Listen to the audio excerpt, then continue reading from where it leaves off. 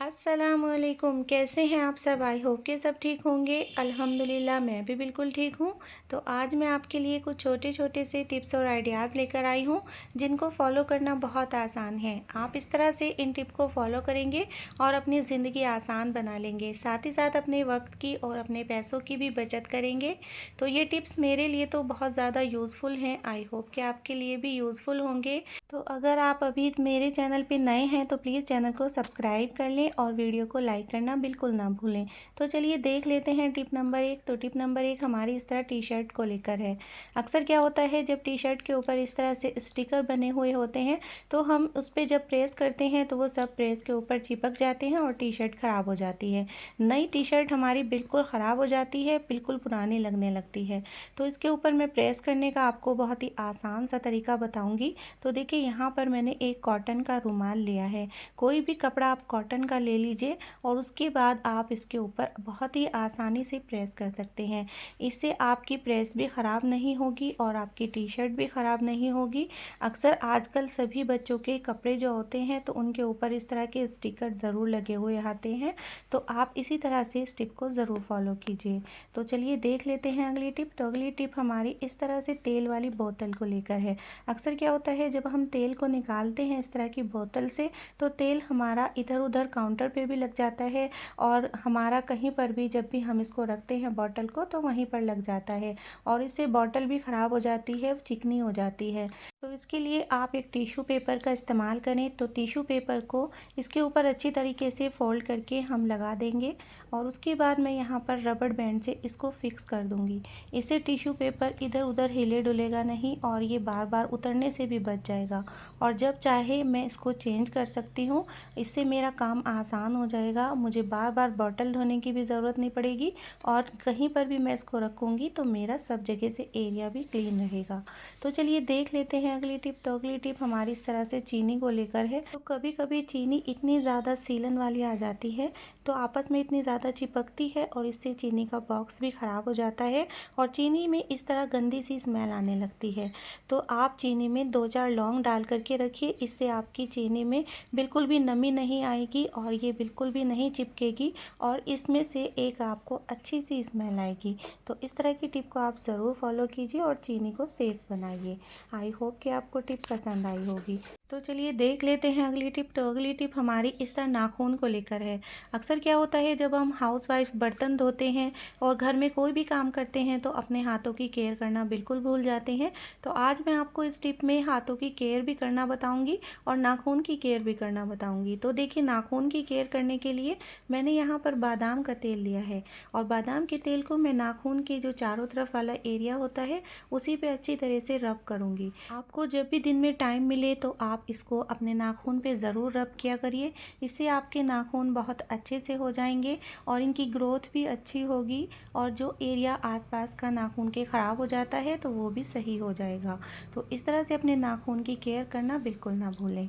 तो चलिए देख लेते हैं अगली टिप। तो अगली टिप हमारी इस तरह से बैग को लेकर है। अक्सर क्या होता है, इस तरह के जो लेदर के बैग हमारे होते हैं तो वो उनके ऊपर इतनी ज़्यादा डस्ट जम जाती है। तो मैं डस्ट को साफ़ करने के लिए यहाँ पर टूथपेस्ट का इस्तेमाल करूँगी। तो सबसे पहले मैं यहाँ पर थोड़ा सा टूथपेस्ट लगा दूँगी और उसके बाद मैं इसको अच्छी तरह से फैला दूँगी। जिस जगह पे भी पर्स पे गंदा लगा होगा, बहुत ज़्यादा मैल कुचैल होगा, तो उसी जगह पे आप पेस्ट को लगा करके इस तरह से टिश्यू पेपर से या फिर कॉटन से आप उसको रब कर दीजिए। अच्छी तरह से आप इसको साफ़ करेंगे तो आपका बैग मिनटों में साफ़ हो जाएगा। और उसके बाद मैं इसके ऊपर एक चीज़ का इस्तेमाल करूँगी जिससे इसकी जितनी भी चमक होगी तो वो वापस आ जाएगी। तो देखिए, अच्छी तरीके से मैं इसको साफ़ कर दूँगी, बिल्कुल ये क्लीन हो जाएगा। मैं आपको थोड़ा सा क्लीन करके दिखाऊँगी। आप अपने जितने भी घर में पर्स हों, बैग हों या फिर आपके जो लेदर के चप्पल होते हैं तो उनको भी इसी तरह से क्लीन कर सकते हैं। तो देखिए, यहाँ पर मैंने वैसलीन का इस्तेमाल किया है। थोड़ा सा हम वैसलीन को लेंगे और अच्छी तरह से पर्स के ऊपर इसको लगा देंगे। इससे इसकी चमक भी वापस आ जाएगी और पर्स बिल्कुल नए की तरह हो जाएगा। इसी तरह से आप अपने जितने भी लेदर की चप्पल हैं, पर्स हैं या बेल्ट है, आप इसी तरह से उनको क्लीन कर सकते हैं। क्योंकि आप जानते हैं कि लेदर के जो कोई भी सामान होते हैं उनके ऊपर हम पानी नहीं लगाते। अगर हम पानी से क्लीन करेंगे तो हमारे जो पर्स होंगे तो वो सब ख़राब हो जाएंगे, क्योंकि लेदर के ऊपर पानी नहीं यूज़ होता। तो इसी तरह तरह से आप अपने पर्स को साफ़ कर लिया करें। आई होप कि आपको टिप पसंद आई होगी।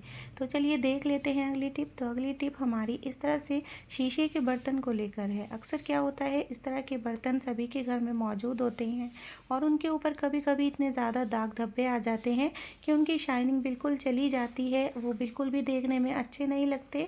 तो आप उसके अंदर थोड़ा सा विनेगर डालें और विनेगर की मदद से आप अपने कांच के जितने भी बर्तन हैं सबको क्लीन कर सकते हैं। बहुत ही आसानी से आप इनको क्लीन कर लेंगे। इसमें ना आपकी मेहनत लगेगी और ना आपका कोई खर्च होगा। आपके बर्तन बहुत अच्छे नए की तरह हो जाएंगे।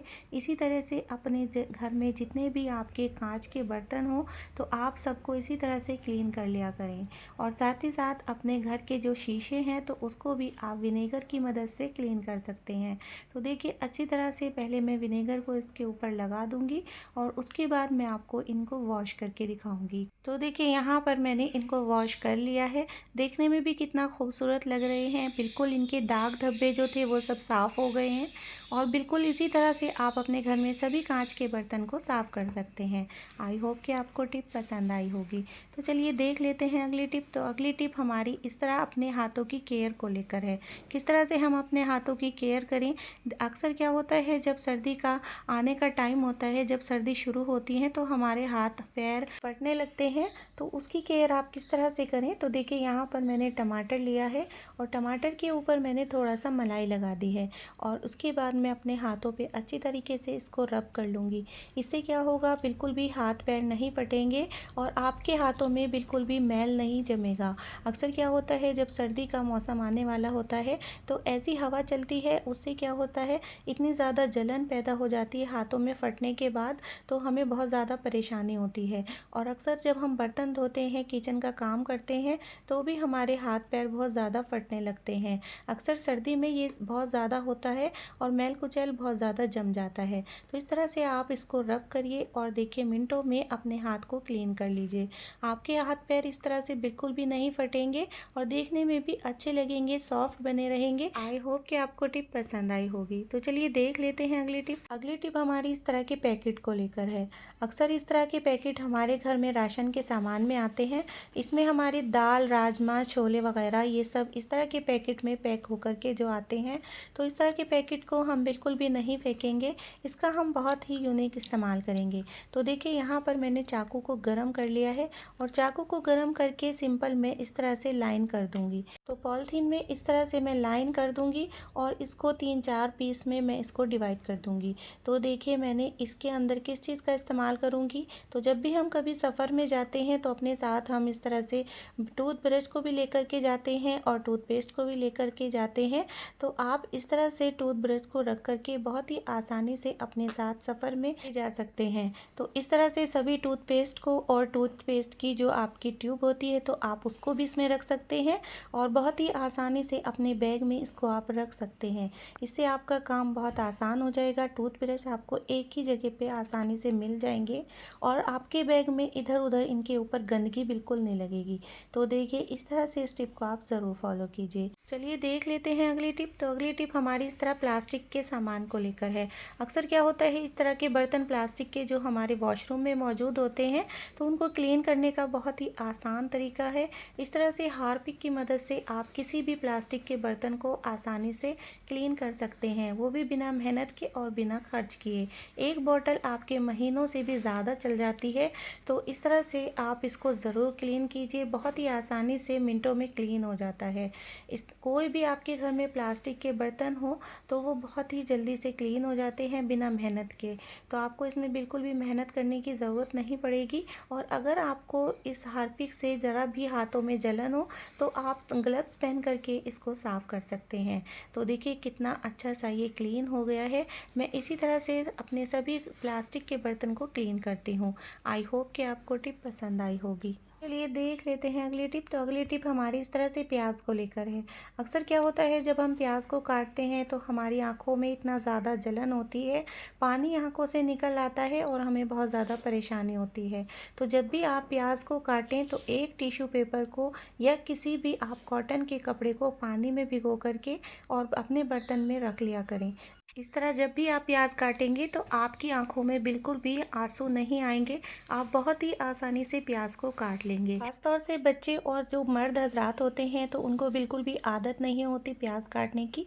तो जब भी वो लोग प्याज काटें तो इसी तरह से उनको बता दिया करें कि किस तरह से प्याज को काटें कि उनको बिल्कुल भी परेशानी ना हो और उनका काम भी आसान हो जाए। तो देखिए मिनटों में सभी प्याज कट जाएंगी और आंखों में बिल्कुल भी पानी नहीं आएगा। तो इस तरह से इस टिप को आप ज़रूर फॉलो कीजिए।